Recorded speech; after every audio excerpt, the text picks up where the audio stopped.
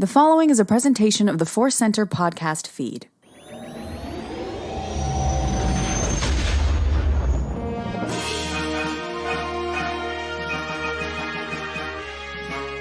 From the center of the galaxy, this is the Force Center podcast feed, and this particular episode is the Clone Wars Report. Now, that is a wonderful sound. I would imagine that is like that's like a cash register, right? That is the credits of the Republic falling under the control and into the pockets of Sheev Palpatine, right? I think you're right. I think I also meant it as the Game of Thrones slots, but yes. You're right. The Game of Thrones slots in Vegas. I wish that Clone Wars was so popular that there were international or intergalactic banking clan casino machines.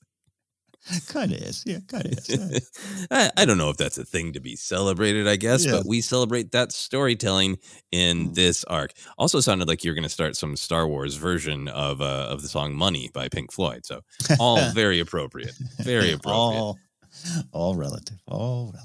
Yeah, so we're going to dive into this Curse of Clovis, how Palpatine got not his groove back, but the bank's back in his pocket. The episodes in this arc are Season 6, Episode 5, An Old Friend, written by Christian Taylor and directed by Brian Kalin O'Connell. Season 6, Episode 6, The Rise of Clovis, written by Christian Taylor and directed by Danny Keller. Season 6, Episode 7, Crisis at the Heart, written again by Christian Taylor and directed by Stuart Lee. Ken, are you having any more reactions to our tracking of the writers and directors? Other than I love seeing the names, in bulk. I love that a writer gets to sit down and handle each arc, and it's more. As the Clone Wars goes on, we as we've learned, like the arcs get a little longer and there's more chunks. So this one's only 3 episodes, which seemed like almost a Christmas vacation when we sat down to do the notes. But that's just been kind of fun to just track who's getting it. And I'd love to dig into, how that happened, writers' rooms and all that kind of stuff. It's an interesting experience, of course. But is Christian Taylor like, I'll take that. I really have some thoughts on banks and war time banking and funding. Just love to see that. Yeah, it's a fascinating way to look, certainly at Season 5, which had these bigger arcs. But now when we get into this lost, episodes of Season 6 that were on Netflix, right, that we're getting, like in Season 7, these arcs that are, okay, they had to sit down and really choose what story must we tell, right? Mm-hmm.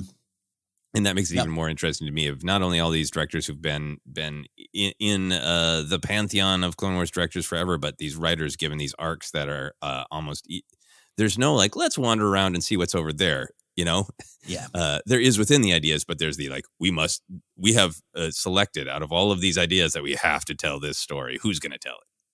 Yeah, no, and this one, as we're going to get in, is very big for Star Wars, the overall saga going forward. And this one being so connected to the previous appearances of Clovis. I was reading a little bit how it was originally supposed to be tied to that arc more closely. They split it up. And then, of course, Season 5 was where this might have ended. And they don't get that chance. And blessed to have Season 6. It's some of the best stuff. So the lost season, the lost episodes, it's a blessing indeed. Yeah, it's really great to know that they were always heading this way, that some things were inevitable in the writing, just like in the actual Clone Wars. With that, you ready for the summary? Oh, please. I will note this. I think on the second or third, I made a note, but the second or third episode, I was like, Tom Kane's announcer is doing a scrimshaw summary. This is great. There's definitely some of those where Tom Kane was a champion in these, where some of them are a little bit more war has broken out, thrilling, daring escape, and like, anyway, some fiduciary responsibilities were picked out and selected. Like, he's doing great work, making it sound exciting. And it is. We're going to get into it. We'll get into it right now with a summary, which begins this way. Consequences. As the war rages on, more and more citizens of the galaxy are displaced by the brutal conflict. Padme Amidala is determined to help the many war refugees, but to do this, the Republic needs money. To secure the funds, Padme agrees to voyage to the planet Scipio, home of the Mune people and the Banking Clan, an allegedly neutral organization that loans money for the war chests of both the Separatists and the Republic. The banking clan is also the primary financial institution for the entire galaxy, so its collapse would mean the destruction of the entire galactic economy, which would lead, of course, to more suffering. Due to the banking clan's neutrality and galactic importance, it's vital that the war not come to Scipio. Padme plans on negotiating the specifics of the Republic's next loan and ensure its speedy delivery, but instead becomes embroiled in a deadly conspiracy. The Mune's representative turns out to be Rush Clovis, former senator and friend to Padme, who betrayed the Republic to the Separatists and almost got Padme killed, which weighs on his conscience as Rush feels passionate but unrequited love for Padme. Rush talks Padme into a plot to secretly steal files from the banking clan's vault to prove the horrible truth. Someone is embezzling funds, leaving no money for the Republic, and risking the collapse of the banking clan.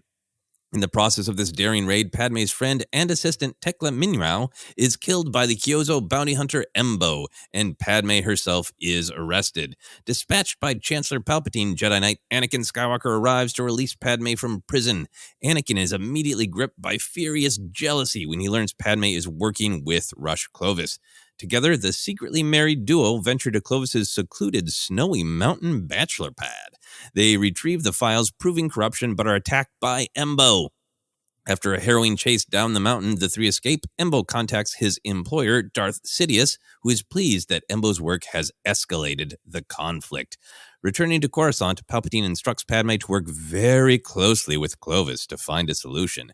Seething, Anakin demands Padme refuse the assignment. Padme refuses Anakin's refusal, telling Anakin this isn't about Clovis or their marriage. She's committed to rooting out the corruption at the banks for the greater good of the Republic and its people. Meanwhile, Palpatine, in his guise as Darth Sidious, contacts his Sith apprentice Darth Tyrannus, a.k.a. Dooku, and instructs him to entrap Clovis. Also, meanwhile, Obi-Wan Kenobi pays a visit to Anakin's room in the Jedi Temple, apparently enjoying a no-knock privilege and just walking right in. Obi-Wan knows Anakin has strong feelings for Padme. He shares the truth that he understands as he once harbored feelings for Satine. Anakin does not accept this invitation to open up, and Obi-Wan reminds him his first duty is to the Jedi Order. Clovis and Padme discover the Separatists are not paying interest on their loans, and the volume of credits funneled to secret accounts means there is no money for the Republic, nothing for the war effort, and nothing to help the victims of the conflict. Clovis shares his personal history with Padme. He was orphaned and taken in by a prominent Mune banker and raised as his own. Clovis mistakes Padme's empathy for passion and goes in for an unwanted kiss just as Anakin walks in. Again, no knock. Anakin releases his fury and pummels Clovis, almost killing him. Padme is very upset. She tells Anakin their marriage is built on lies and deception. Without trust, they have no marriage at all. She tells a guilty and crestfallen Anakin she does not want to see him for a while. Meanwhile, the medic droid tending to Clovis turns out to be an agent of Dooku. The Count's hologram appears and offers Clovis what he desperately wants: the truth of who holds the secret accounts, and to provide stability, the Separatists will help install Clovis as the leader of the banking clan. Despite his distrust of Dooku, Clovis takes the deal. He reveals the secret accounts are held by the 5 ruling council members of the banking clan. They are arrested, and with the support of the Mune people, the Separatist Senate, and a resounding yes vote from the Republic Senate, Clovis takes control of the banking clan. Delegates of the Republic and the Separatists oversee the transition: Padme Amidala and Separatist leader Beck Lawise. But Dooku immediately springs his master Sidious's trap. The Separatists will continue to pay no interest on the loans. In order to avoid collapse, the bank will have to raise rates on the Republic.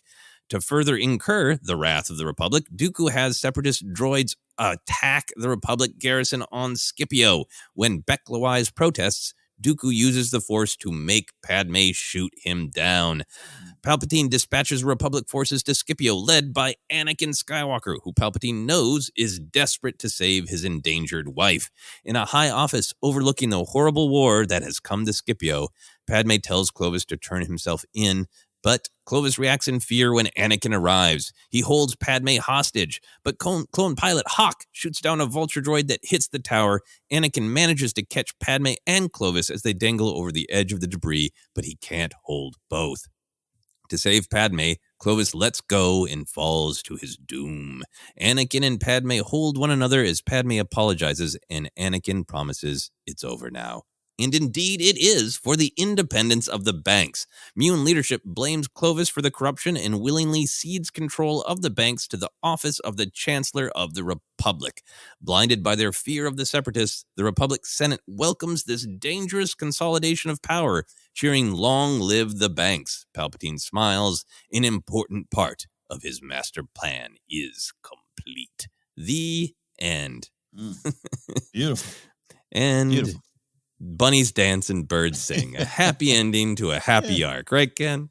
Such a family friendly, love prevails. Yeah. It's a lot going on. Yep. Absolutely.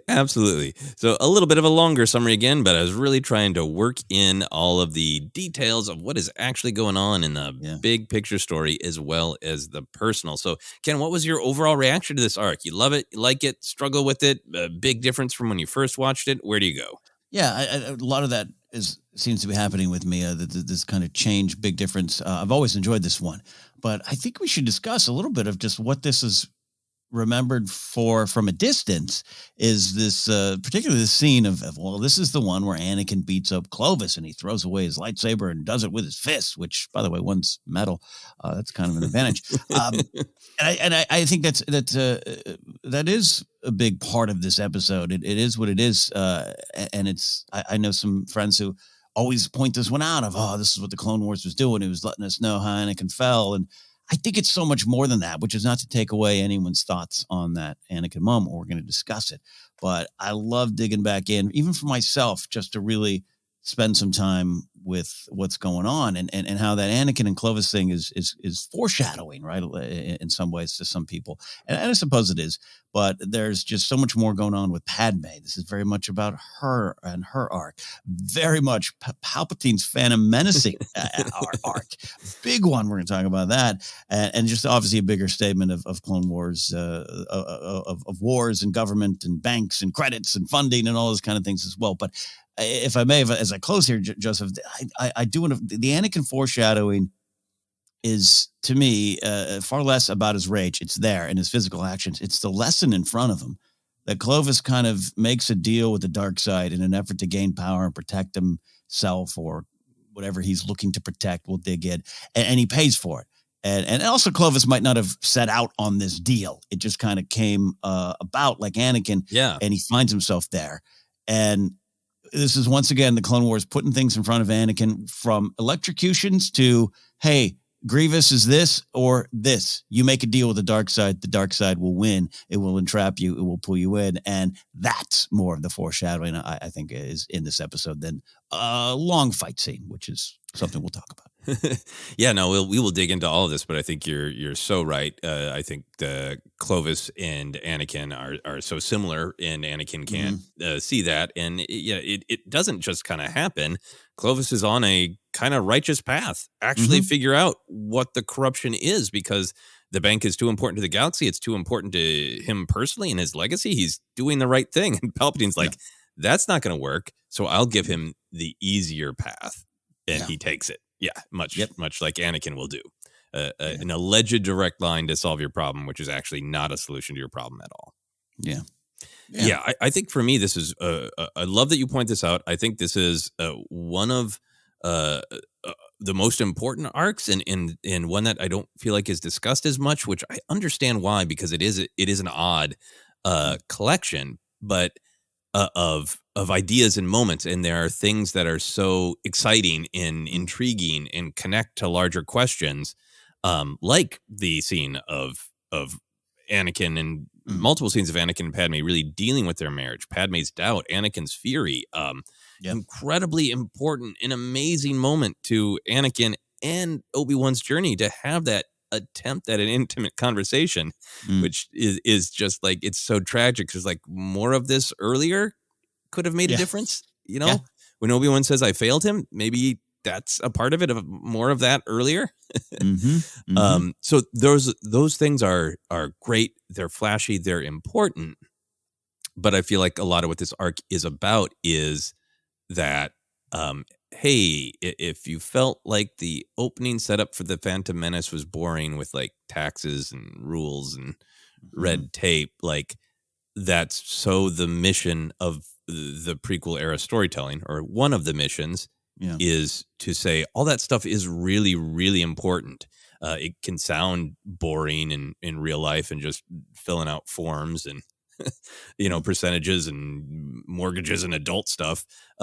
It can sound really boring, but I think like this arc in a way is almost making that argument that like, don't be bored by that stuff, because sometimes being bored by it is the way who people who control it and want to control it get you to not pay attention to it.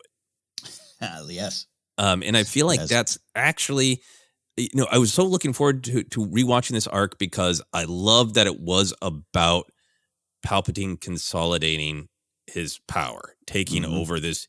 It's huge. It's massive. I understand like in the canon of Star Wars, it's not, talked about a huge amount, but in the story of what happened to the galaxy, it's massive.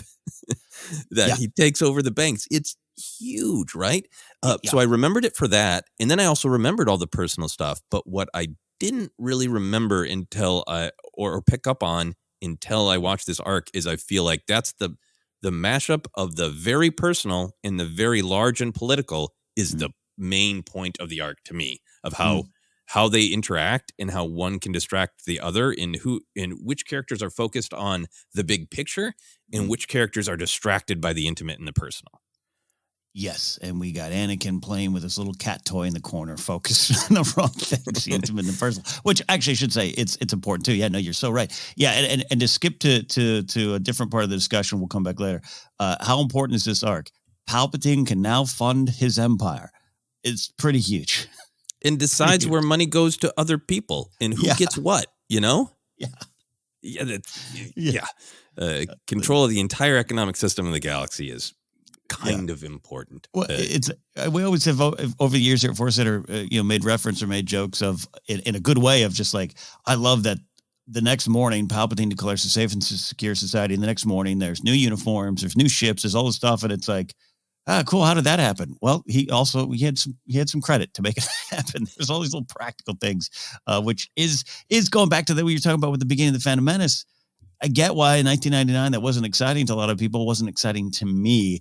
But George going, how did you fall? It's not one crazy wizard wanting to have power. That's the top of it. But he does that by all these little steps. So pay attention. So big points, big episodes.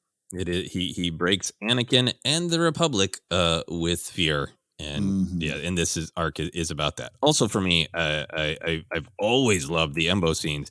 But looking at it again, it just feels like a great riff on Her Majesty's Secret Service. I forgot that his bachelor pad looks like Blofeld's base, which is a real life place that one can visit, and I hope to someday. But then I forgot that it's entirely a wintry ski, and the Winter Olympics chase down the mountain that happens more than once in on Her Majesty's Secret Service. So hey, great political story, great personal story on Her Majesty's Secret Service riff, intended or not. I'm in heaven. Yeah. And Embo. And Embo. Come on. Anyway, I'll enthuse more about that action scene later. Moving on then to the morals of the episode. 3 episodes, 3 morals. We got: to love is to trust is to believe, jealousy is the path to chaos, deceit is the weapon of greed. Which one of these? I was laughing writing these down because we often do talk about your time as a baseball coach and how some of these would work. And as we get into the more brutal parts of the Clone Wars, I'm imagining you leaning down to some kid learning baseball and going, "Remember, kid, deceit is the weapon of greed." Like, does it track? It could, based on recent baseball scandals of widespread cheating. Absolutely. It tracks. And you gotta trust your teammates, man. You gotta believe in them. Absolutely. You can always turn anything into a good lesson for a little leaguer. Yeah. To love is to trust is to believe. That's a good one. Jealousy is the path to chaos. That one might be my favorite. Me too. Right? Because there's a lot of great quotes about jealousy, and it's the way it works for greed and possession and fear and falling to the dark side, but is a path to chaos, right? That idea that you would get so blinded that you start making choices that you don't want to, and you leave your own life in chaos. Mm-hmm. Mm-hmm. No, absolutely. That resonates in a lot of different ways, and jealousy is something we all struggle with, right? Hey, no secret here. So we turn Clone Wars into a self-help episode, as we often do. Yeah, but that would just kind of struck out just because it's a small thing on paper. You might just think of all the things to be worried about. A little jealousy of I like that gig that person got and I don't get.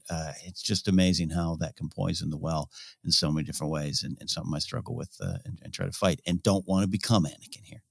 Yeah, no, I mean, I do think it's powerful in terms of self-help. Yeah. Clone Wars. I think often what I take from Star Wars is to feel these things is natural, and something that you got to work through. Yeah. But to act on them is often where the harm comes, right? It's dangerous to, sit and stew in them, and that kind of poisons yourself. But I guess that does translate to action, because then, what bad choices do you make? Because, you see somebody else with something shiny.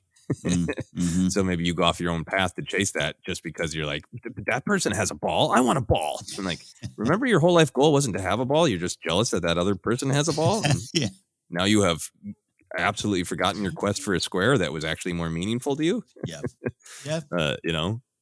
Absolutely. And that use of the word chaos is great. And, to borrow Baelish in Game of Thrones, is chaos is a ladder. What a great, wonderful bumper sticker theme. But chaos is so dangerous because then someone like Palpatine's like, yeah, it's a ladder.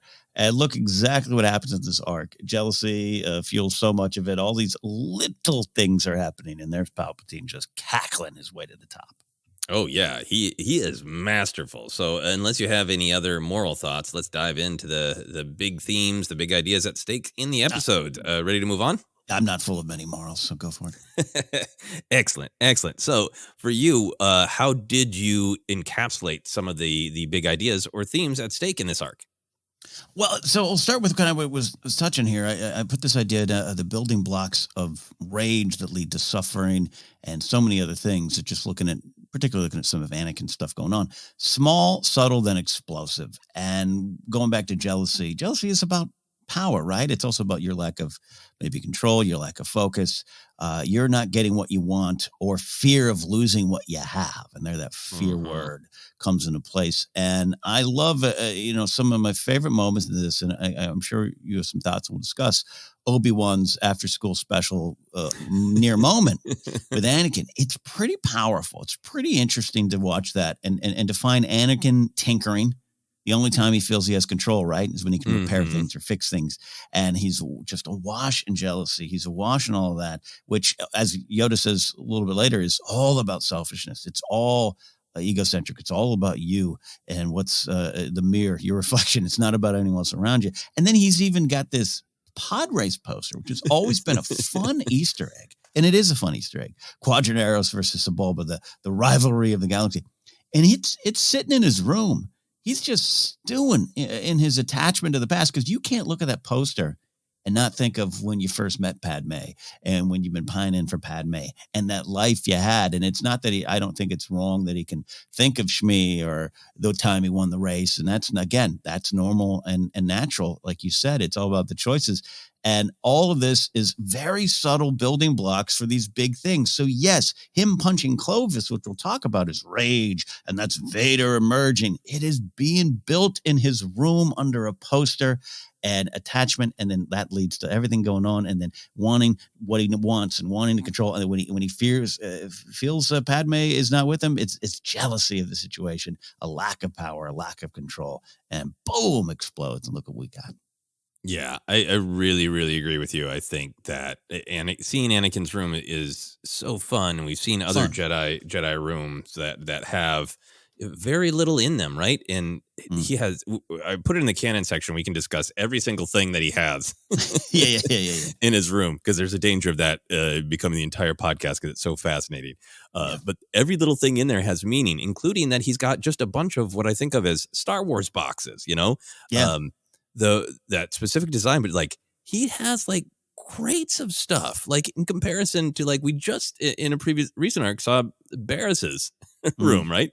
She's got a bed and just like a couple of what look like, cultural artifacts from her people, right? That's what I guess I'm just totally headcanoning that. I haven't looked it up, but it's like, you know, he's like, I got a workstation. I got a poster about an awesome thing I did where I met the love of my life. I got crates and crates of stuff. I got, anyway, we'll get into all that. But we'll get into it. It is really about not being able to let go and centering on what makes him feel in control. In what he does not want to leave behind, and always room to discuss. If as individuals we agree with that Jedi philosophy of, totally not possessing any physical objects and all that. I think sometimes there's an overlap between analyzing that story in Star Wars or that philosophy in Star Wars, with whether or not each of us individually personally agree with it, and I think that's always an interesting thing to discuss. But for the themes in the life lessons of Star Wars, it's he is loaded with baggage and with things that he fears to lose. Yeah, absolutely. No, and it's a wonderful question, but I think it goes back to the thing you said up top that I absolutely love, and it's something we always talk about, that choices. We throw that word around a lot here in Star Wars land, but that's, I think, what what Kenobi's getting at, right? And just the moment passes, unfortunately, because Anakin doesn't choose that discussion. Yeah, I mean, it really is like Obi-Wan just like cracks the door open a little bit and being like, do you want to come through into this room that is scary for both of us? And Anakin's like, bleep, no, and shuts the door. That to me is what that conversation is about in many ways. I think you're really diving into this thing that's going on with Anakin that for me is the biggest idea of this arc. There's a lot about trust. Obviously, some of the morals are about trust. I think we can talk about a lot of the moments of who trusts who and when and why. But for me, the heart of this is the idea of the personal versus the bigger picture. And I think Star Wars is often making an argument for the individual does need to have, the individual is very important because they make choices, and it's important that everybody is valued and everybody feels important and fulfilled. But there's also such a strong thread in Star Wars that heroism is often being selfless and saying, I need to set what I need aside for the bigger picture, or in order to find fulfillment in myself. The way I find self-fulfillment is by contributing to the group, into the larger picture. And I feel like that tension is driving everyone. Padme is being selfless, as she often is, right? She suffers yet another loss of her assistant and friend Tecla. The discomfort of being around Clovis. I think this arc makes it more clear than I remembered of. She's like, I have empathy for you. I have some fond memories of some good stuff we did in the Senate, but I don't really trust you, and you creep me out, Yeah. But she goes through that discomfort, plus the tension in her marriage, all because she wants the truth of the big picture. This is one of those episodes where listening to that newsreel announcer at the beginning is so important. The first lines of this tell you, why is this important to Padme? Because the galaxy is full of war refugees. And she's not like, great, we need to re-up our money because we need to buy more, lats. She's like, we need this money to help people. That's why she is so determined on this, right? And when she fights with Anakin about it, she is kind of explicit about this. She says, Anakin, you're not helping things. You don't seem to understand how important these files are. They'll expose a corruption that goes to the very core of the banking clan. Like, she keeps reminding him, this isn't about me hanging out with Clovis or what. Yeah. This is nothing but the big picture. And then everything for Anakin is being pushed by himself and Palpatine into focusing on the personal rather than the big picture, right? Like Palpatine, I think, has got this great plan going where this whole arc, he is aware of like, this is a long game for me to take control of the banks. And also the clock is ticking and I got to put more pressure on Anakin. And this is one of those arcs where he is actively making things worse for Anakin, right? So he manipulates Anakin into this position where he will be focused on the personal and blind to the big picture, right? Like saying right in front of Anakin, like, oh, Padme, you'll have to work very closely to Clovis. I think you should go to the opera and wear a nice dress. Like, he's so just pushing that button in front of everybody, you know? Well, there again, he's pushing in the microscope to see up close, and when we all are focused on self and not in the mental health, take care of yourself way. When you're focused on your own desires and needs, you're disconnected from so much. And I think it's great that Padme and like her mother Leia has a lot of that going on as well. We always talk about that steadfast nature. To me, is just about fighting for the big picture. It's important. Yeah, it's important to Padme, and it's no small choice to have Tecla there, and what Tecla represents to that story of the true victims of the war and refugees, and that big arc there, and she sacrifices for that greater good. Unfortunately, we'll talk about Embo later on. I love what you're saying. I love that, and I love, once again, we'll probably repeat a few times, Palpatine just pushing in that camera so you only see yourself. How dangerous that can be. Yeah, no, and you laid it out really well all the way through that we're kind of see that Anakin is obsessed with his past and with his jealousy and his fear and his personal needs, demanding that Padme step down. I demand that you tell the Chancellor you are stepping down. And then once he has that violent outburst, I think another part of this is you can see that he's got all this anger and this fury. He doesn't quite understand where it's coming from because he's not doing self-examination. And when he does break and do this awful thing, he starts to question stuff, right?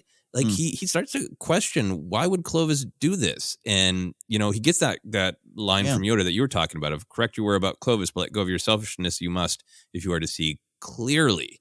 And that's even like Yoda's now like, hey, you're right. Clovis is the jerk in this, which Yoda's being hoodwinked, right? Because Clovis initially wasn't the jerk, but now he's like, hey, you're right, Anakin, did not trust that Clovis guy, but still make sure this isn't about you. And Palpatine once again then swoops in to make it about the personal, right? Because Anakin starts questioning Palpatine. At the end of that second episode, Anakin says to Palpatine, yeah, I know we gotta figure out exactly what's going on and push things with the banking clan, but people have been could be hurt in the process. Like, he's starting for a second there to question Palpatine and look at the bigger picture. And in response, Palpatine's like, hey, your precious wife is in danger again. So don't think at all about the fact that I'm sending you to Scipio to violently take the banks. I'm sending you to save your wife, and focus on that. Yeah.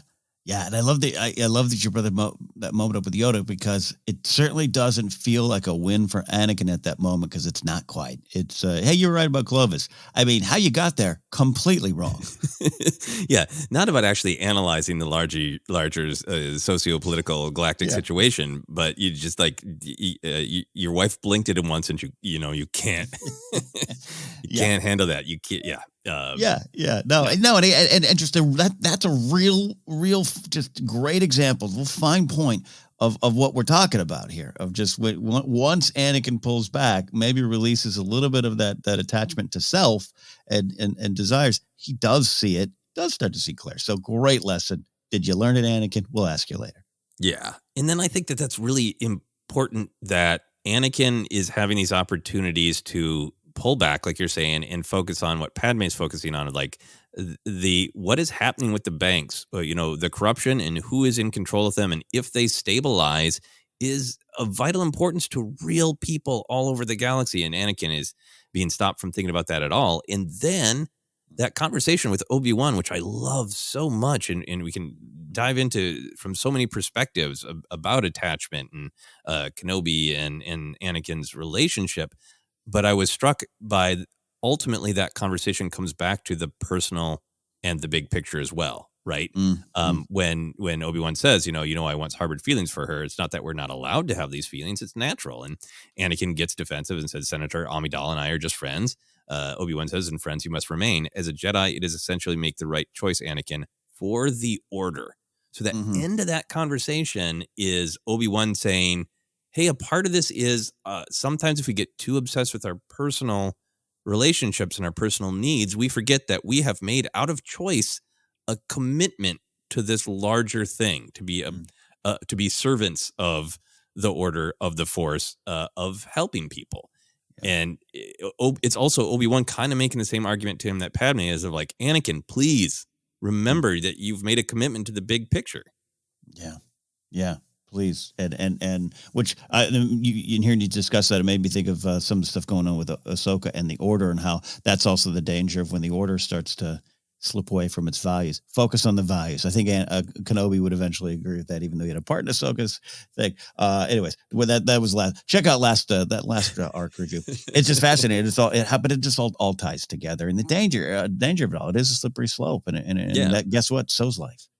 I also just really like that Obi-Wan has this conversation, and he could absolutely sit down on that bed facing Anakin. But I really appreciate that he's like, I'm going to kind of try to open this door, but I'm going to sit with my back to him. I loved that. I love that for so many reasons, whether it's kind of the comical of Apu and Homer. I'll turn my back, and whoever takes the money. I think Wiggum's there in that scene as well. Love that point. It also humanizes it so much of just, it's also just the awkward, uncomfortable nature of discussing things that are hard to discuss.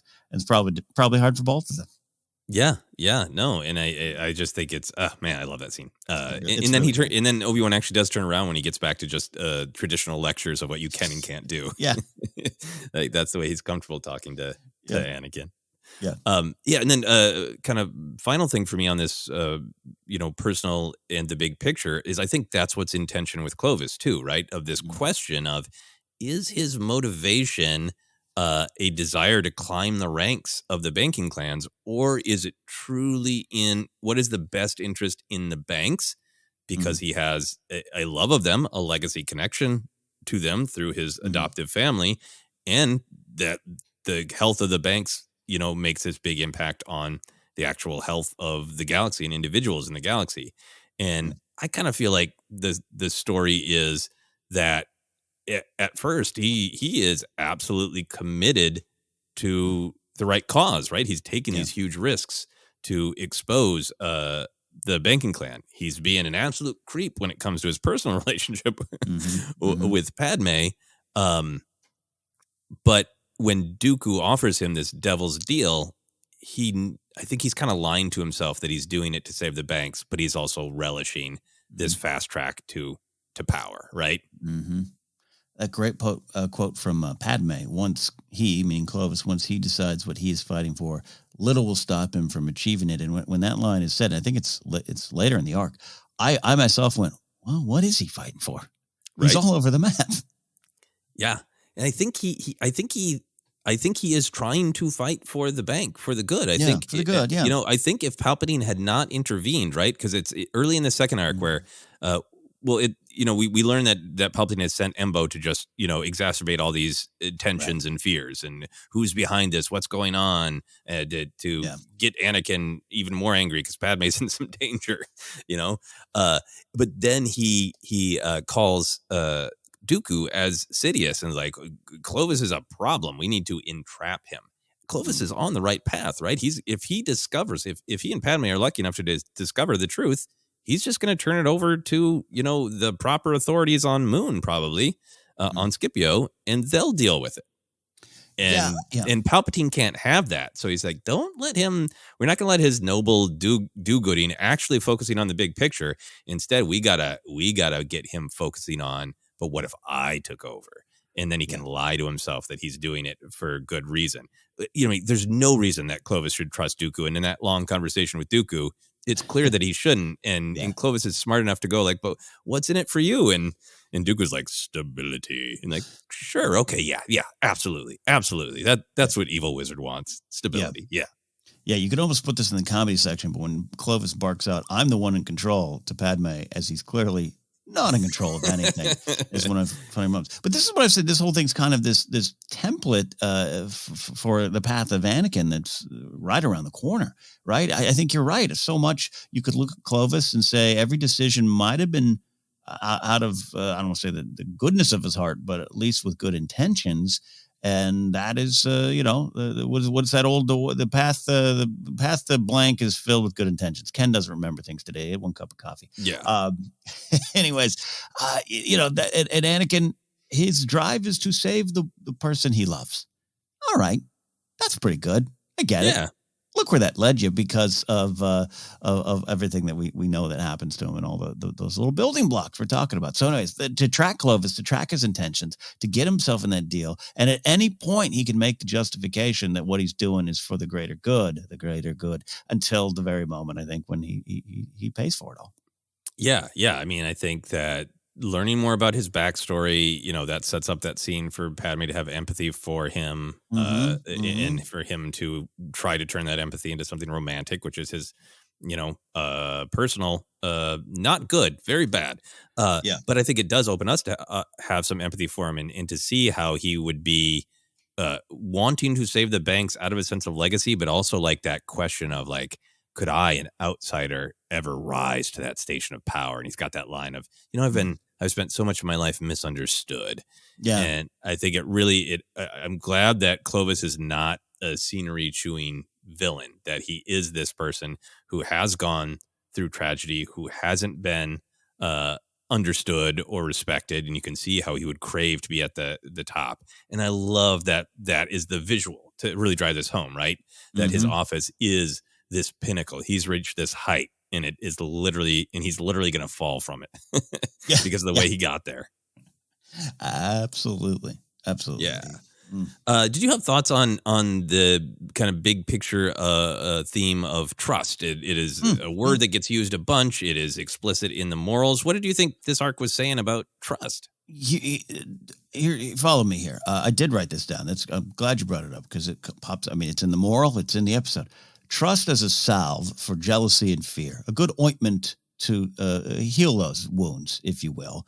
But at the same time, Palpatine is selling trust as this medicine as well, and maybe a shield to look into things deeper. I don't know. I love it. I love the dual nature of it there, because I think that's part of, if Padme just got one little ounce of trust from good old toxic Anakin, things go differently. And she deserves it and all that stuff, and there's that path. But then Palpatine loves that word. He knows that word. It's a good word, right? Trust. You should trust me. Excuse me. Trust me, Yeah, I really think that it gets so underlined in this arc because, yes, obviously trust is a good thing. And there are many points in the prequel. We were talking about, how much of a difference might it have made if Mace ever trusted Anakin? We were talking specifically about Revenge of the Sith, but I feel like a large part of the story of the prequel era is that Palpatine really erodes the ability to trust. The dark side clouds everything, and he sets people up in this arc to have trust for someone and then immediately regret it, including the Jedi, right? We start with this with Padme understandably doesn't trust Clovis because he betrayed the Republic the last time they met and got her poisoned. Understandable. But then she opens up a little bit and seems to see that his intentions towards the banks are good. The audience know she shouldn't trust Palpatine, but she is trusting Palpatine. I think we see that her trust in the Republic is faltering. Padme has been this steadfast hero, fighting for what is right for the larger people, right? She's been opposing military funding that takes away all the funding from the basics that people need to live. That's the arc where we met Tecla before. But I think it's fascinating that she has this conversation with Rush, where Rush says, the information we get tomorrow will go a long way to expose perhaps the real criminals behind this war. In a couple years ago in the Clone Wars, I think Padme would have been, yep. But instead she says, these are war profiteers. I've exposed that before. And it feels like her trust is eroding because of all of the horrors of the Clone Wars that Palpatine has engineered.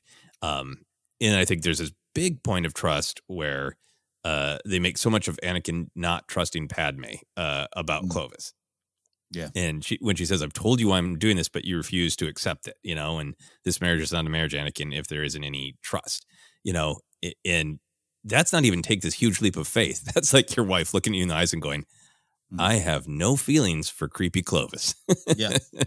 And just Anakin just not being able to hear the truth. And And then the last way I think trust really plays a big deal is I think Clovis becomes this great tool to spread confusion and distrust for the Senate in the Jedi, right? Of Palpatine props him up to be like, actually, we can trust this guy. Actually, he's great. Actually, he's a savior.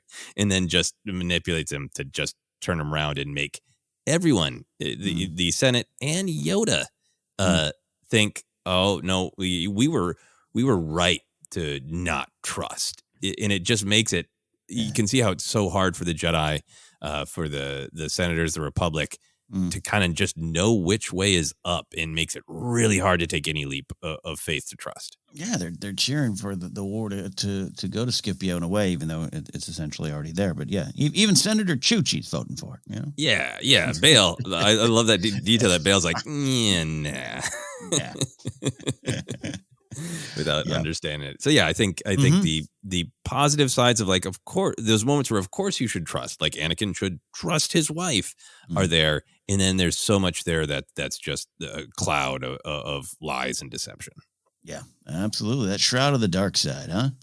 Yeah, it does a lot of falling. Any other thoughts on the big picture themes of this arc? Yeah, a couple ones. They all kind of start to flow into the big picture, indeed. But this idea we've talked about before, with the dark side and power, but how power only takes, and the deal with the dark side goes wrong. Like I said, true foreshadowing for Anakin, and through that you see a lot of the dangers and side effects out of acting out of fear, which can be even on small levels, acting out of jealousy, and the cost of compromising yourself, and bad choices. Again, we keep talking about choices. Obi-Wan turns his back, but gives Anakin a choice to engage. Anakin walks away from it. It does lead to tough situations, those tough situations that you might have got there by those good intentions we're talking about. And there's something about Clovis at the end. I called it the falling down ending, referencing the Michael Douglas movie, where, at the end of it, he's like, I'm the bad guy. And all through the movie, there's things that you're like, oh, I get that. I get that. Upsets me about society. That upsets me about red tape. My hamburger definitely is smaller than the picture, and how you react to that, and what you do in those situations. And Clovis literally is like, I'm not the bad guy here, as he has a gun to Padme's head, a blaster to Padme's head. And it's just how it all slides into the bigger picture, but all comes from this idea, to me, of just power only takes, and it's taken from you. Right. Yeah. The idea that, Palpatine manipulates the Senate into yet again believing, like, I can't wait to put down this power that you've given me. There's if the Senate was even close to being rational, like, hey, this guy who has managed to stay in office much longer than a normal term, even before the Clone Wars broke out, and then has taken this military power and is now taking this financial power, and every time he takes more power, he says he can't wait to put it down because he loves democracy. Like, I think that's really great to your point of power takes and power wants to keep.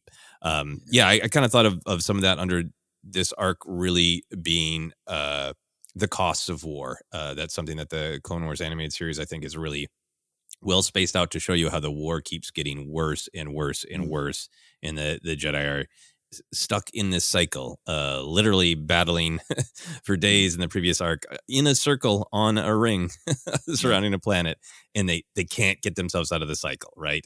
And while that is happening, all these horrors are happening. This is why Padme is going to be like, we need this money for war refugees because we've brought war to people's planets who don't want it. I just kind of the idea throughout this that of Scipio is this neutral zone, right? And the idea that the Republic and the Separatists can calmly discuss interest rates and even work together to oversee change in bank leadership, but somehow can't come to the table to stop the war. Like that all of this is happening when Padme's been pushing for negotiations, but all these powers around her are making it so she can't. Yeah, and the fear and anger that you were talking about, the fear and anger of the scary other, the Separatists, that make it easy for Palpatine to manipulate the Senate into bad ideas. These are all costs of war. Yeah, all costs. Well, yeah, I love your description of the banks itself. There's that constant, not the circles, but the gears are constantly moving. the gears of the story, of the war, of the situation, constantly moving, constantly grinding. And I had that thought too of just how crazy it was to see clone troopers and the super commando droids just kind of standing there. You know? Yep.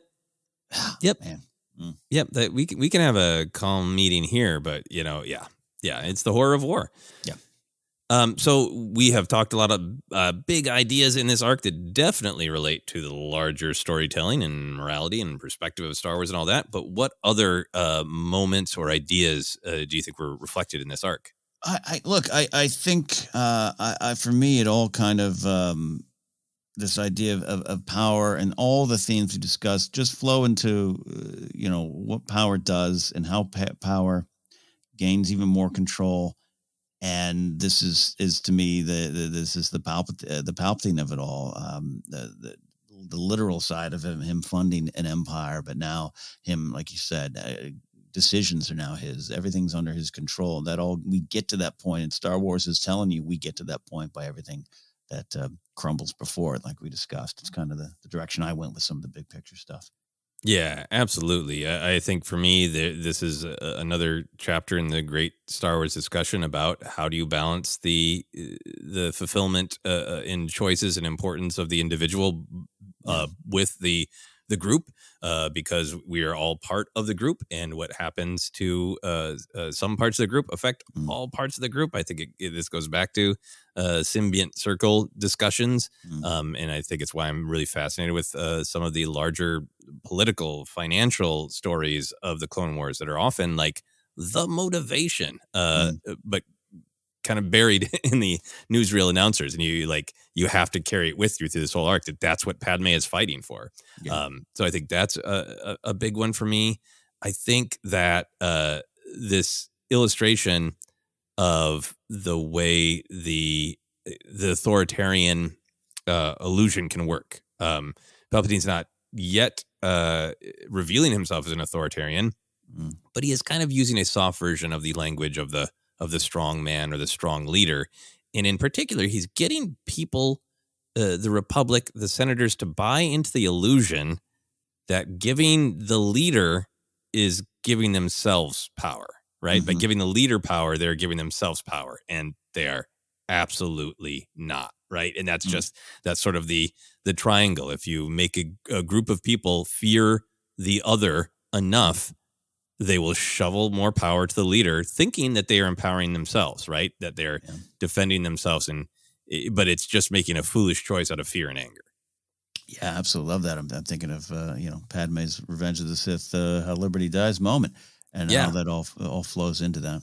Yeah, and then he doesn't specifically reference and the banks too, but I really think that this is one of those arcs that super supports Mace's line of he has control of the Senate and the courts. He's too dangerous to be left alive, right? Right.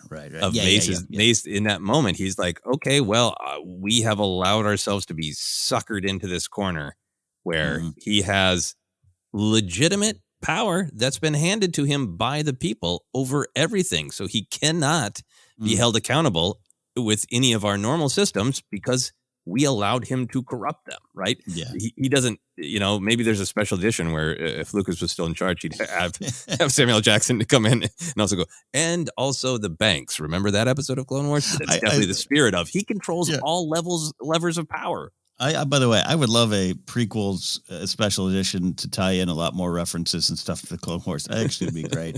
Remember on Scipio, Anakin? Yeah. Remember when everybody was cheering about "Long live the banks"? Yeah. And Anakin looks at his fist, just kind of, "Oh yeah, you're right. I punched Rush." Foreshadowing of this moment.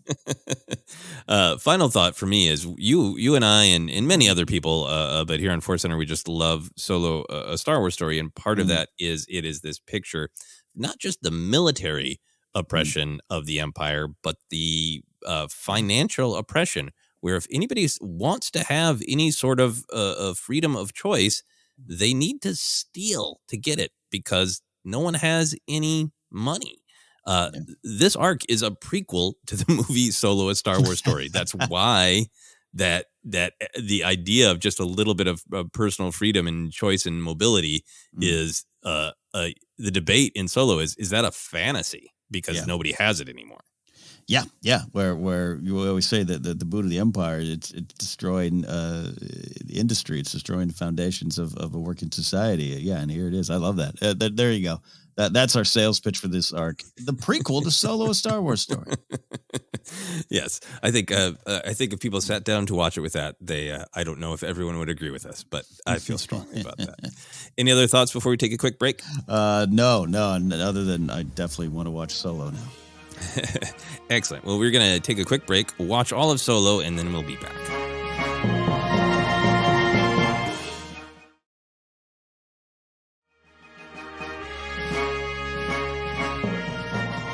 And we are back to continue our discussion of this great arc, the Curse of Clovis, the destruction of the banking system from a certain point of view. We're going to get into some of our fun moments and our canon moments and all that kind of stuff. We start with action. Ken, did you have any favorite action moments from this arc? Yeah, I absolutely did. But here's okay. Yeah, I absolutely did. Actually, you might have changed your note. That's so funny. I'm a Bond fan, but in the Daniel Craig era type of way, right? And I played GoldenEye, like as we talked about before. And I know you were a big Bond fan. I put the note music cue when we see Embo, almost 1960s Batman. Then in my notes I went, or like a spy show, or I don't know, the biggest secret agent movie of all time. I don't know, franchise. So yeah, I love just Embo pops in. I get your love of Embo, but Joseph, you have to answer for some of Embo's actions here today. I really do. I remembered that Embo in this arc. I forgot that he just brutally shoots Tecla, and I was like, yeah, Embo, you're making some not great decisions. It was very interesting. I don't think the arc is trying to tell this story, but I think you can go into the kind of headcanon of like, are the bounty hunters making, worse decisions, as the galaxy gets dark around them? Obviously, Cad Bane's always been like, whatever for a buck, I don't care.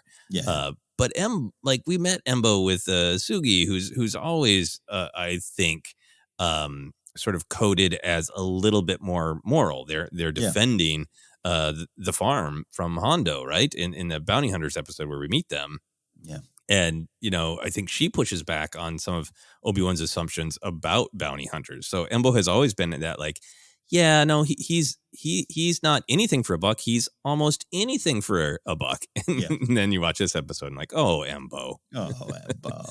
Yeah. And I think, I don't remember all the details, but, the group he's continuing to work with in Aftermath seems to have a little bit more morality is my memory. I'd have to look up those details. So yes, I was bummed, and I take full responsibility as a fan of Embo that he made some devastatingly bad choices in this episode.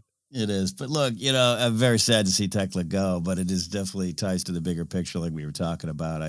I just think, she's the one that helped Padme speak out against this military spending. It's her story that really affected Padme and got Padme to really always has been, but focus on the plight of those affected by the war. And she dies in an effort to reverse that or help in some way. And it just means the war is trampling so much. We know that. And Anakin, you could have helped if you made some better decisions. But anyways, all that to say, this is action, not themes. What a great sequence. Oh, my Lord. I wrote down, Ken, I think that's one of my favorite action scenes in the Clone Wars. That really whole mountainside chase, starting with the when Embo is firing at all of them and Anakin's like, okay, I'll protect you both, but mostly Padme. And there's that shot that almost hits Clovis and he does a little jump. Yes. To leap over the shot that would have taken out his ankle. And then that was a great beat. And then you get into just space mountain chase heaven. What beats spoke to you in that? Embo in his snow hat toboggan. I wrote that. There's some action comedy of Padme saying, "Did we lose him?" And then Embo just pops right out. I love that beat. And then I don't want to step on everything here, but that force push of Embo is pretty great with the sound, him flailing. It's a good little force push. It is a great force push. Yeah, I mean, I love all the things that hat can be used for. It's been used as a Yeah. shield. It's been used as a throwing a projectile, and now it's been used for snowboarding down a snowy space mountain. Just the actual visual of it, the way the action is choreographed, the way we get these different views, including the kind of helicopter view that really shows us where they are. It's just so well constructed. I love this also happened in the Maul takes Mandalore arc, where his Anuba brings his hat back. I like that a lot. But yeah, I think probably my favorite beat is that force push, because it's one of the moments that's really well choreographed to show like Anakin needs to think about defense first, right? That he doesn't know exactly where Embo is. He's taking these shots, and he needs to focus on deflecting. And then the second he gets an opening where he doesn't need to defend, where he's got his bearings, he lets go with that force push. Yeah. And Embo can be, and I love that, where the bounty hunters can be like, we can kind of overwhelm the Jedi, we can put other people in danger, we can kind of come at them by surprise. But if a Jedi just gets the drop on us, nothing we can do about massive force push that hurls me like a doll. He's just got floppy doll limbs. I love it. Yeah. It's kind of like a Battlefront 2 when a thermal detonator goes off and your character just flails uncontrollably through the air. Oh, so great. Everything about that. So great. Yeah. Love that. So moving on then, because we could spend a long time on that. What were some other action moments that you liked? I put this in action, and you highlighted it earlier in the second episode, when Bail votes no. That's an action to me. When he finger punches the button. Yeah. We were always saying voting is an important action. A lot of people taking different actions in that scene there, but Bail takes an action that says a lot about who he is, and I love it. Absolutely. For me, I don't want to downplay one of the big things that people remember this arc for, which is that brutal fight with Rush. I do think it's important. Yeah. I think there's a danger isn't right. I think that, to me, it's fascinating that I feel like the arc is about balancing the personal with the bigger picture, and that this scene that is so personal and so thrilling, frightening, horrible, and relatable can draw the focus away from the rest of the episode to just focus on this scene. But that scene is awesome. Yeah. Right. To show how far down the path of buried emotion Anakin has been. Like, this feels like this is absolute fear of losing Padme, right? This is the fear of losing Padme, or honestly, it's possessive, right? It's scary behavior. It's don't touch what's mine, Clovis. Yeah. It is about his actual love of Padme slipping into possessive love that is more about himself than it is about Padme. But also, watching these so close together, you just really get the feeling that, like, the only way that Anakin has dealt with the pain of losing Ahsoka is he's fixed some things in his room. Yeah, right. Right. And it feels like that's there too. And he doesn't know it because he's not examining it. Right. And so all of these, and I'm sure he hasn't fully dealt with what happened to his mother. And it's just all these furies coming out that he hasn't dealt with or looked at and understand what they are. And I think every punch to Rush is for a different thing. Yeah, no, look, even, the fact that Rush and Padme aren't out in the open, don't get me wrong there, but just that, like, he couldn't even have this. Let's just say Padme did want to kiss Rush. Anakin can't have that. Their relationship can't have any of that. He hasn't processed that either. The whole thing's a mess. And what I love about this fight, actions definitely tell us things about the characters. I love that Rush literally is like, put aside who you are, put aside your Jedi tricks, and come fight me. And Anakin's like, done. All my learning, everything I studied, all the conversations with Kenobi, done. I'll fight you on a different level. That's personal, that attachment, that jealousy, everything. That's a lot of what it represents.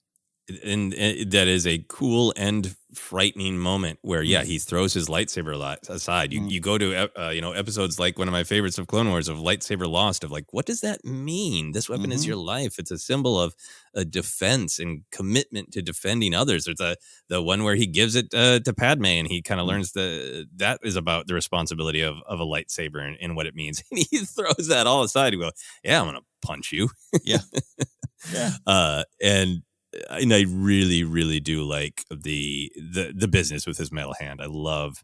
It feels like a little over the top in a great way that they would punch one another's hands, but that Rush punches his metal hand and it's like, oh, that's great. The wounds of his anger and his rushing into conflict that's what's coming up. Yeah, no, well said. And I put that down as well for one, just a little personal thing of mine where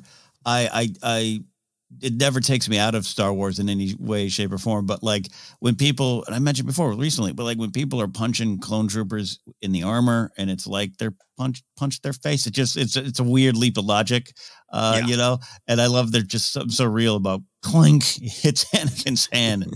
Like, it's similar to the Grievous Kenobi kick in Revenge of the Sith for me. Yeah, yeah, and I do love that. That he gets far enough into the fight and he doesn't even care about this kind of agreement that he made to like beat him up man to man, and that force flip into the table. Oh yeah, is brutal, right? It really is Anakin saying unlimited power. I'm not gonna agree to some gentleman's fight rules. I just want you to be in horrific pain. Yeah, no, it's particularly brutal. That bounce and flip from Clovis. Yeah. And how do you feel about Anakin is telling them to not, or Padme is telling them to stop throughout the whole thing. And it really does seem like Anakin almost seeing or feeling his own mechanical fist that snaps him out of it. How did you feel about that? No, I think that's a great way to look at it. Absolutely. A reminder. And there's, some poetry of what's going to happen later with the son. Indeed. Just to kind of see Anakin going, this is what happens when I lose myself. This is literally what happened when I charged in for Dooku and threw aside so much of what I learned and what I know and connection to Kenobi and all that kind of bigger stuff. We've all seen the movie, you get it. But yeah, I think it's pretty important. Yeah. Yeah. I like it's not overly, to me, it is not overly, I'm trying to think of the right word. It's not heavy-handed, which I didn't want to say because I'm talking about a metal hand, which is heavy. But yeah, I really like it. Is the short way to say that. Do you have any other favorite action moments? A couple of. It's so funny. There's so little ones. I count this as action because it's a threat. But Dooku going, "Oh, but you can and you will." It's kind of implied action there. Yeah. Dooku's got a lot of great threatening lines. He does. The final stand of the clone on Scipio, Commander Thorne, is particularly brutal. I mean, it was a great action scene, but just seeing him, trying to stand up to it as he gets utterly surrounded in a place where there was absolutely supposed to be no war, right? It was supposed to be stand here and scowl at the droids and this is a place where this can't happen. And to be just swallowed up by it it's a great moment of kind of horrible action. It is. It's I don't know. It's a little bit of reminds me of Boromir's last stand in Fellowship of the Rings of just taking these three blaster shots and still fighting and falling that way. No, it was big. That whole sequence, the Separatist invasion. That the strike there had that kind of that World War II movie or even newsreel vibe, which is part of the Star Wars tradition in a weird way, as with Lucas's connection to it. Even the sounds of the droid ships coming in, and it just reminded me of. I grew up. My dad loved those movies. He was in the Navy, so I watched Tora, Midway, and all that kind of stuff. It just reminded me of that, which is part of the Star Wars DNA for sure. Yeah, and for me, I was really enjoyed seeing the Hyena bombers. Because I have a stronger relationship with them because I've played them more in the piloting parts of Battlefront 2. Indeed. And I always need to look up to make sure I'm remembering correctly that those other ships that look somewhat like X-Wings. We always talk about the ARC 170, which is one of my favorite ships as a prototype of the X-Wing, but those Z95 headhunters are pretty cool too. Thank you. Yes, you're right. The Z95s. The name was escaping me, but I love them. They're so great. I just a lot of great little Star Wars pew pew pew action moments with them. Yeah, absolutely. So anything else for action? No, it starts to veer into comedy pretty fast, and these really lighthearted episodes. I wrote down a decent amount here for favorite moments of comedy, whimsy, and weirdness. I wouldn't say there are a lot of intentional jokes, but there's some things that made me laugh, starting with just the absolute voice acting, voice directing choice that all of the Munes have different nerd comedy voices, right? Yes. It sounds like an audition for like Revenge of the Nerds in the 80s. They all have a different version of blah. Yes. You didn't know how to qualify that, but it I didn't know what section to put it in, I should say. It was really funny. There's a great moment with Nix where they're like basically telling him, hey, here's what's gonna happen. He's just like, how's your wish, when he's being faced with like the full responsibility of the scene of everything going on. It really is sort of passive aggressive, like, fine, doesn't hurt me. Yeah. Yeah. Actually, it really does. Yeah. And just to be clear, I'm not critiquing the voice actors. They all do a great job. I think it's what they're asked to do, right? This weird, and I'm sure some of it is like, okay, we kind of established what it is with Sand Hill in Attack of the Clones. So what are the variations on it? Yeah, no, it does work for me. Just everything about the design of the bank, which isn't what we're discussing here, but just them. It's representative of power being disconnected, right? Them, you can't even get directly to them. They're up on the screen, span the walls. So a lot of it is just great design. But yeah, it is kind of funny because even their heads, they're designed bigger, they're taller, and they even shrank down some of the model designs to be not as tall for these episodes based on previous Clone Wars stuff. And so just the whole thing, it's pretty fascinating, especially just to, like, fit them into the frame. Well, just, I think I was looking at one of the notes is they kind of shrank it down because they were maybe too big compared to, with Padme standing up close and everything. But just to see, again, you mentioned it all comes from Sand Hill and Attack of the Clones. It's just fascinating from that little clip. And banking Clone, that was kind of an in joke with my friends. Like, what was that guy? What was that guy? Oh, he was weird. And now to have all this in this whole world, I really do love that for what the Clone Wars, what it gives us. Yeah, no, I think it's really fun to just spend some more time with them and to think about the moon. And I always forget that it is incredibly crystal clear in this episode how to say them. I think I've said mun in the past, but it is clearly one of those words that for once everybody agrees on and says moon. All right. It's also fun to watch them with their weird voices in their kind of comical appearance. And remember, that's the same species as Darth Plagueis. Yes. And imagine if Darth Plagueis talked like that. Mm-hmm. Yeah.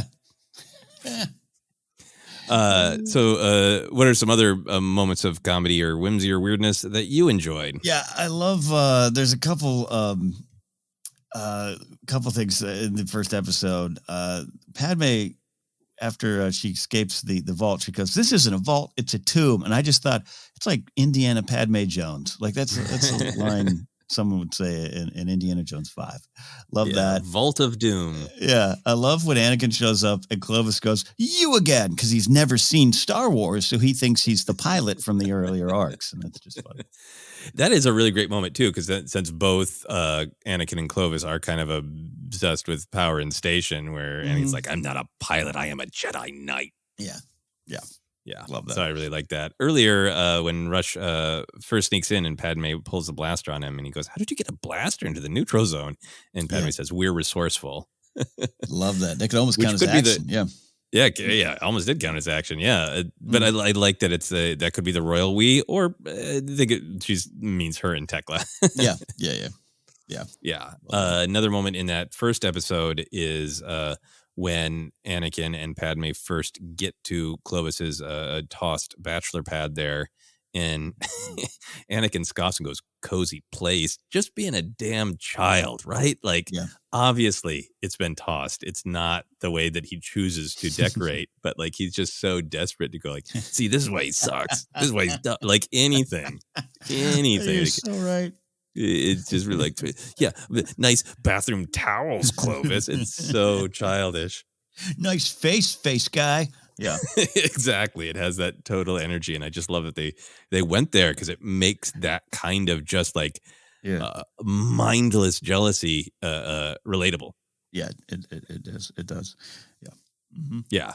In relating to that, in the second episode, I really like Obi-Wan's line of like, to Anakin, "I sense a deep anger in you by my simply saying his name." Yeah. Yeah. As Anakin struggles with, almost like it's a birds and bees conversation. Oh, yeah. Yes. When a senator and a Jedi love one another very much. Sometimes twins. What are some other moments for you? You mentioned earlier, but it is in the same mode. But Anakin just going, "All right, lover boy," just right there. Yeah. I really don't think this was meant to be funny, but it made me laugh because it's in the beginning of that really dark and horrific fight with Anakin and Clovis. But Clovis eventually gets some shots in, but really not at the beginning. When Anakin just runs, smacks him. Anakin is on top of Clovis. Clovis's legs are in the air. Anakin is sitting on top of him, just punching him. And Padme says, "Both of you stop this." And it tracks and it works because Clovis is, is going in for a kiss that Padme is saying no to. He is a part of this. He went in for an unwanted kiss that is a part of this, and he is going to goad Anakin and punch him. So he is absolutely a part of this, but just the image of "both of you stop this." At that point where Clovis is not as much actively involved. So much going on there. There's one little line from Yoda, I think in the second episode, where he says, "Adventures you've had on Scipio," which just struck me as really fun. Just like almost sassy Yoda. Oh, yeah. Yeah. No, I really like that. Adventures. We got shot at. Yeah. Yeah. I love the storytelling convenience and suddenness of the medical droid going, "Oh, I am a servant of Count Dooku." Oh, yeah, okay, so I love that one. I love that. It's one of those fun plot thought starters of how, they need to get to him. Palpatine and Dooku have that conversation, and all right, yeah, I'll get to him. And it's like, what were the other options? Like, what if Clovis doesn't get beaten up and needs a medical droid? Like, what if there's? So I'm fascinated. I would love to know a little bit more about that. Not plot hole stuff, but plot thought starters of. Yeah, what was the tool belt? For me, it's just thinking outside the box narrative compression, right? Because you have him recovered, and then you have him go out onto the balcony or, go back to an office and be, have somebody sidle up to him with the, holo projector. I feel like it's narrative efficiency, it's narrative speed. But then for those of us who want to go dive deep, that's really telling, right? Like how much has Palpatine orchestrated, agents of the Separatists all over Coruscant, Oh yeah. I almost feel like Mr. White from the once again from Bond is going to tell Judi Dench we have people everywhere. Yeah, and having Judi Dench go, people say that all the time. They don't mean it literally. Literally, yeah. And I just love the medical droids. Like, by the way, I am a servant of Count Dooku. Anyway, you're fine. Yeah. I'm curious how much you have on your list. I know you love the people yelling in the background, but when Clovis was initially making his pitch to get the votes of the Republic senators, there's one male senator in particular who's just losing their mind. He says, "What can you do?" Just real comic desperation in the background. A lot of angry senators, a lot of great stuff, including Mon Mothma just crossing her arms at the end, like, this ain't good. This ain't good. Nope. Maybe I should start up a little bit of a resistance to this. Yeah. Last thing for me is, again, this is something I don't think was necessarily meant to be comic. when it becomes clear that the Republic is or the Separatists are attacking Scipio, Palpatine says, "There's no time to lose," and then Masamita walks away very slowly. We wrote that the same beat. If invoke an emergency meeting, said there's no time to lose. Ba-boom, ba-doom, ba-boom, ba-doom. Whether it's intentional or not, it's one of my favorite things I've seen in a while. Yeah, no, I mean it's fun watching these episodes, kind of thinking through these beats, and sometimes you see things that you maybe wouldn't otherwise. Because this one doesn't have a lot of scripted ha-ha jokes.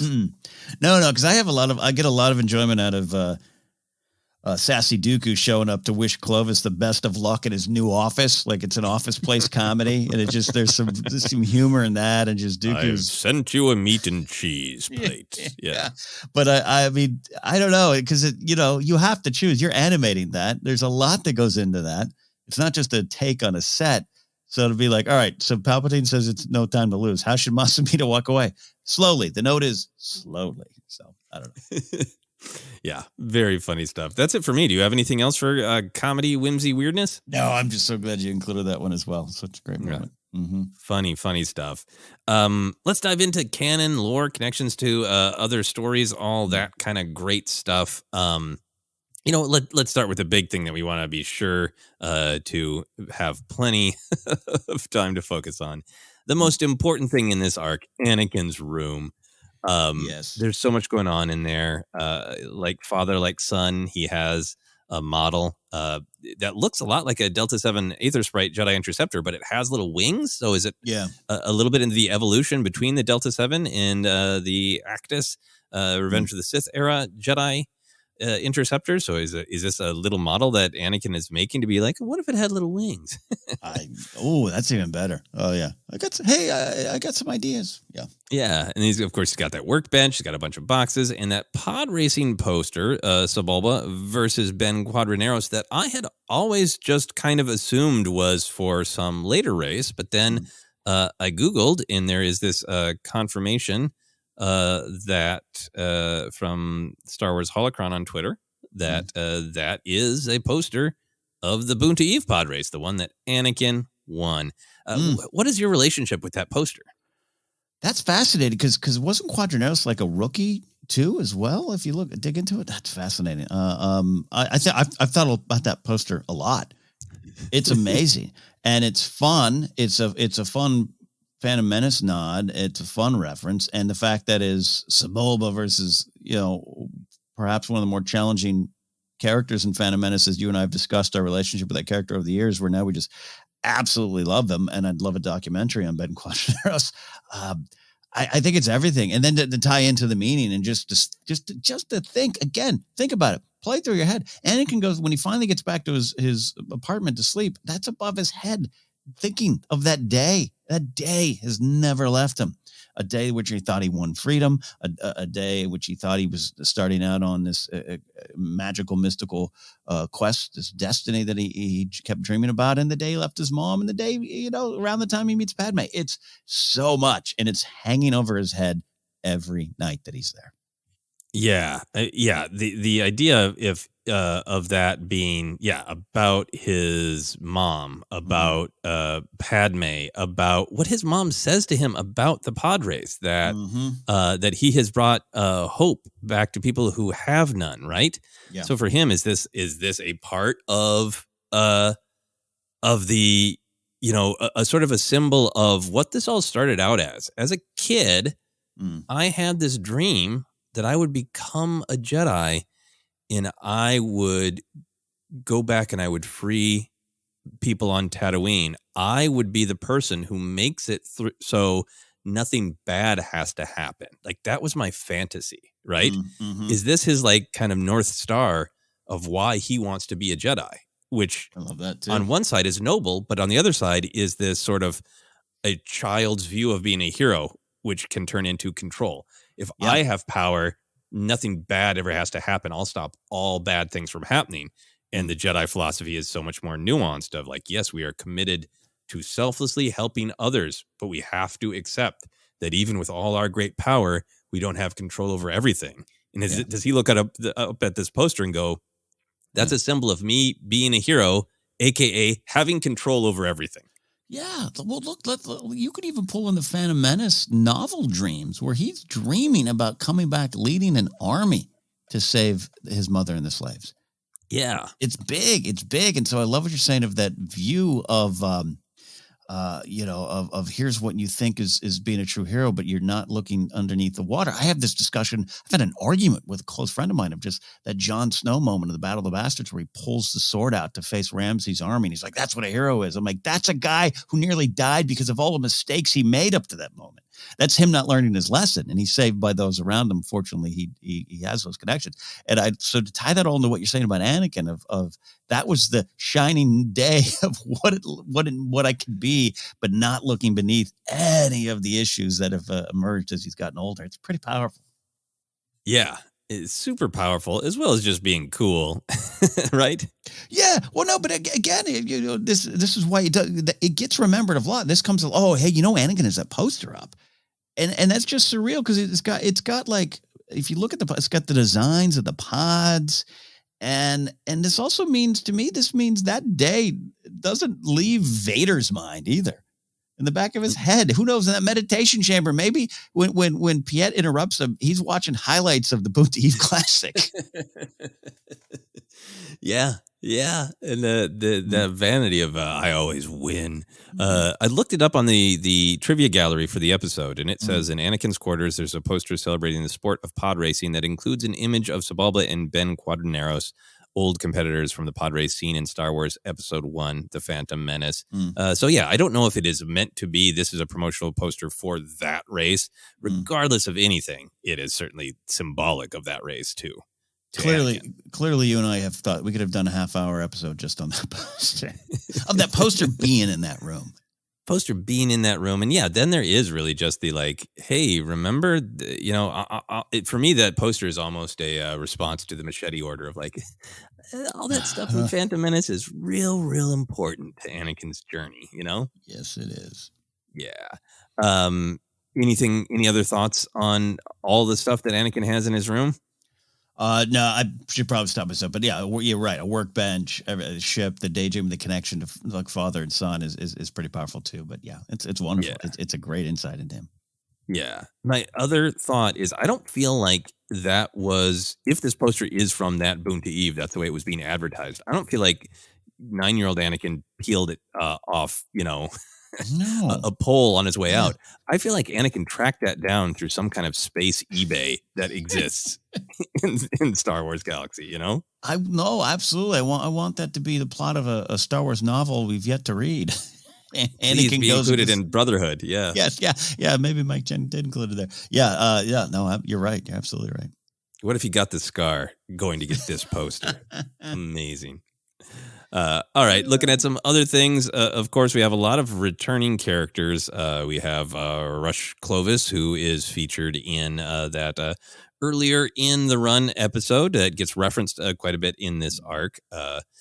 He is also featured in pretty heavily in the Queen's Shadow novel by E.K. Johnston, and I had entirely forgot that they have this moment of recollecting Rush and Padme about something they accomplished in the past of getting the planet Brumlark in a planetary aqueduct system, which from this one line in this episode, a big chunk of the plot of the book Queen's Shadow is derived from. That's right. Absolutely. Yeah. So any thoughts on Rush's general canon role as the kind of pitched in the first episode that he appears in as though he and Padme dated briefly. Right. In this arc, it's very clear that Padme's got no interest in him. And in Queen's Shadow, as I recall, the kiss that they once shared is also Rush kind of misreading cues. Yeah, no, I think I love that version a little bit more because we already kind of have that beat at the shack picnic of love where her, talking about someone from her past that was, causes a little bit of more fun jealousy, if there's such thing with Anakin. So I don't need that beat in the story again. And this just says a lot more about Rush and who Padme is and everything. So I love it. And once again, one of the things we celebrate about E.K. Johnston's books about Padme is her just taken little beats and strands and things she's probably thought about as a fan for years and being able to just add more depth to it. It made me think a lot more about Rush this time around as a character. And he's an interesting character. He isn't just straight up bad guy. He isn't just a hole dashing prince type. There's some layers to the stuff going on. But at the end of the day, he's an example of power, far-reaching power, and just wrong, good intentions, wrong endings. Yep, absolutely. And I do like the relationship that he has with Padme, where Padme could see him as a friend and could see him as somebody who like Anakin, could deny some of his desire for power and control, and has that willpower that could be used to really help people in that great line you highlighted. But that is her interest in Rush, that it is not romantic, and it never really has been for her. Then, of course, we have the tragic demise of Tecla Minnow. How do you say her last name, Ken? I say Minnow. Tecla Minnow. Tecla Minnow? It'd be great if it was Minnow, because it's easier for me to say. Tecla Minnow. Here's, as we know, this character is a relative of the two characters that Nathan Hamill's played. I have drunkenly asked Nathan at parties to say the character's name. I don't remember how. Well, the next time that I get to hang out with him, I will be sure to ask him. Like, it's really eating at me about Star Wars. You and I should pronunciation of this last name. We'll corner. Tecla is one of these fascinating characters that she has been. It is the current canon that she is the person in Attack the Clones who serves the Shura fruit for their dinner for Anakin to float around. And then, as you referenced, she is in that really powerful arc with Padme, where Padme is trying to get to defeat some additional military spending bills, because the increase in military will make it more difficult to have talks with the Separatists, and will leave nothing for the basic services of the people. And as you had said, it's Tecla who really gets Padme to think clearly about, like, no, you're right, Padme. The people are suffering. We don't have basic things. This war is not just us taking it to the Separatists. It's hurting real people. And that is always the thread with Padme, is she defends herself when she has to, aggressive negotiations with a blaster.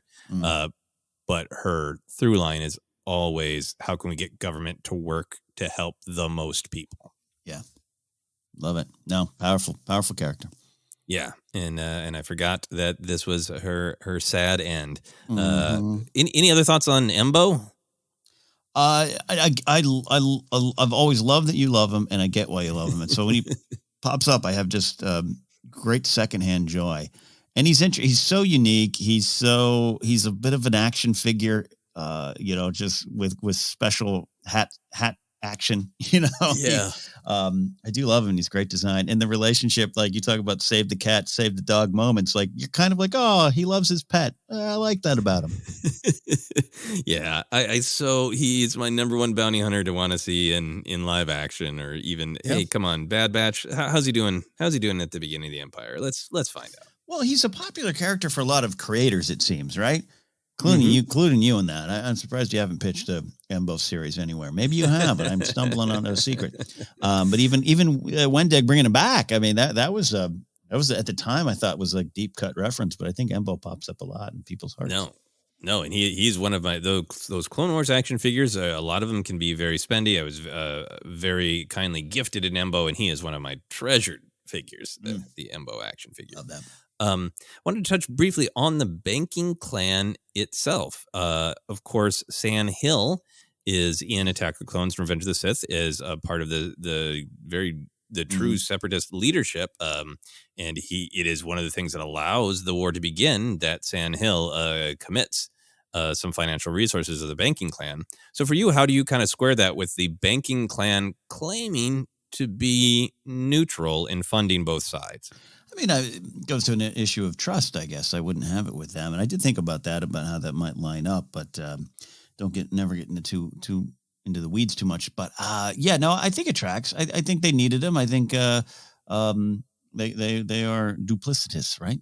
So yeah, I mean, I kind of feel like that's definitely some of Lucas's story about greed, right? And like this arc really reinforces like, yeah, financial economic systems are needed. That's you know how large societies, galactic societies function. But to be wary of the people in charge because they can give in to greed and corruption. Yeah. And I feel like, yeah, Sand Hill is clearly in a position in the banking clan to be like, yeah, no, we'll absolutely support you. We'll be on the council and everything. But our kind of our front face to the galaxy is we're neutral and we'll give some money to both sides. But it's clearly been going on for a while that they're not charging the separatist interest. Yeah. It's clearly a bias there. The character Becla Wise is a separatist senator who has shown up in a couple different episodes, 3 episodes, often the political ones with Padme, that big arc where she is trying, the heroes on both sides, where she is trying to open up negotiations and peace talks with the separatists.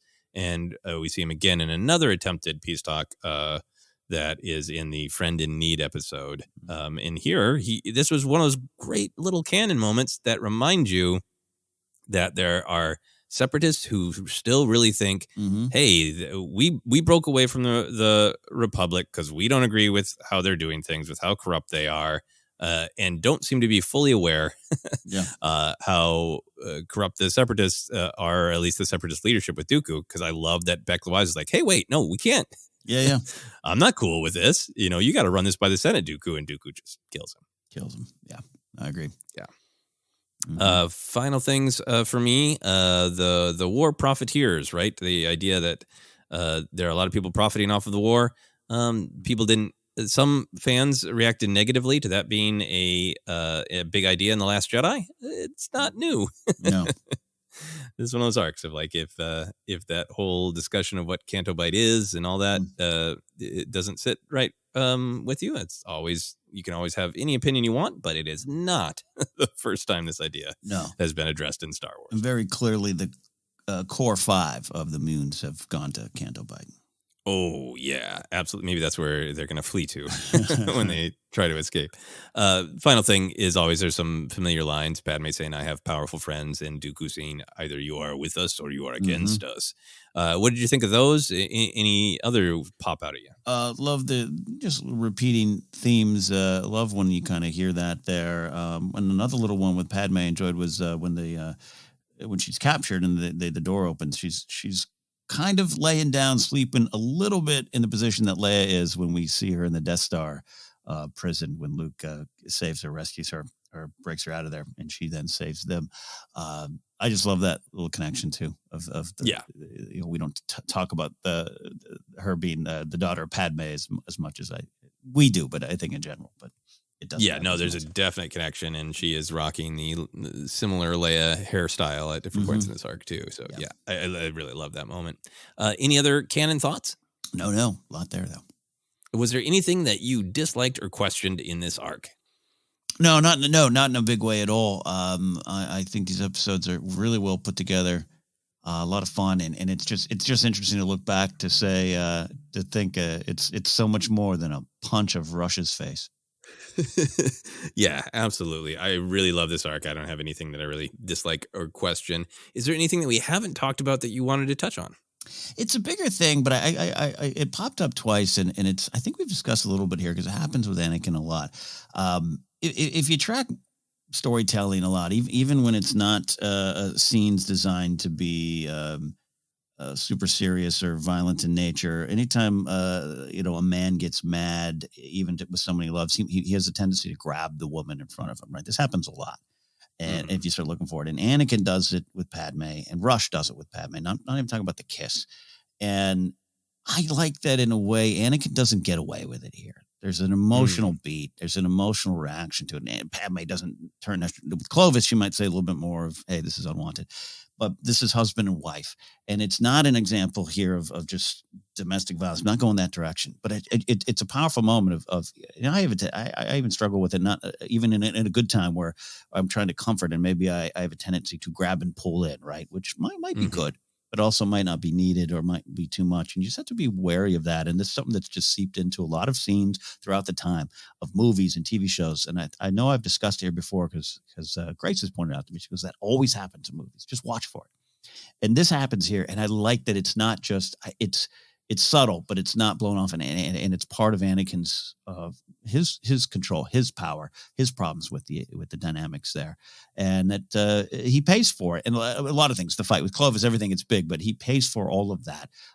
Essentially, with Padme breaking up with him here, right? She gives the old "we ain't gonna see each other" speech anymore, and I just kind of like that in terms of storytelling. That you can, if you're really looking for it, you can see the cost of that on the relationship.